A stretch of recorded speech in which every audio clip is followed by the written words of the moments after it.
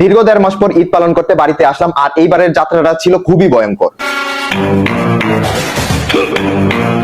এর আগে কখনো ঈদের 1 দিন বা 2 দিন আগে আমি বাড়িতে আসি নাই। নরমালি ইউনিভার্সিটিতে থাকাকালীন সময় 20 রমজান হলেই বাড়িতে চলে আসতাম। আর যেহেতু এই বছর জব করতেছি, তাই সবার সাথেই একদিন আগে বাড়িতে আসা লাগলো। পারাবত ট্রেনের সময় হচ্ছে সকাল 6:40, তাই নরমালি আমরা সেহরি করেই বের হয়ে যাই এবং সকাল 6টার দিকেই আমরা স্টেশনে পৌঁছে যাই। তারপর 1 ঘন্টা রেল স্টেশনে কাটানোর সময়টা মনে হচ্ছিল না যে আমি রেল স্টেশনে বসে আছি, মনে হচ্ছিল আমি আফ্রিকার অ্যামাজন জঙ্গলে বসে ট্রেনের অপেক্ষা করতেছি। আর যত সময় বাড়তেছিল মনে হচ্ছিল যে মিনিটে মিনিটে 100 জন করে মানুষ রেল স্টেশনে প্রবেশ করতেছে। যতগুলো ট্রেন কমলাপুর থেকে আসতেছিল, একদম বগি থেকে শুরু করে ছাদ পর্যন্ত সবগুলো ট্রেনই ফুল ছিল। এগুলো দেখে বসে বসে ভাবতেছিলাম আমি কি আদৌ ট্রেনে উঠতে পারবো। যাই হোক, সকাল 6টায় পারাবত ট্রেন আসার কথা থাকলো, ট্রেন আসে সকাল 7টায়। আর খুব কষ্ট করে ট্রেনের দরজার মধ্যে উঠতে পারলো, বগির ভিতরে ঢোকা ছিল প্রায় অসম্ভব ব্যাপার। মানে টিকিট থাকা সত্ত্বেও বিমানবন্দর রেলওয়ে স্টেশন থেকে উঠার পরও একদম ব্রাহ্মণবাড়িয়া পর্যন্ত যাওয়া লাগে দরজায় দাঁড়িয়ে দাঁড়িয়ে। আর ব্রাহ্মণবাড়িয়া যাওয়ার পর যখন ব্রাহ্মণবাড়িয়ার যাত্রীরা ট্রেন থেকে নেমে যায়, তখন আমার সুযোগ হয় দরজা থেকে বগির ভিতরে ঢোকা। যাই হোক, তখনও ছিল ট্রেন যাত্রী দিয়ে কানায় কানায় পূর্ণ, আর আমি আমার স্টেশনে নামার প্রায় 2 স্টেশন আগে ফাইনালি বসার জন্য সক্ষম হই। যাই হোক, এই ঈদের সিজনে একটা জিনিস উপলব্ধি করতে পারলাম, যারা টিকিট না কেটে স্টেশনে প্রবেশ করে তারা ঠিকই সিটে বসে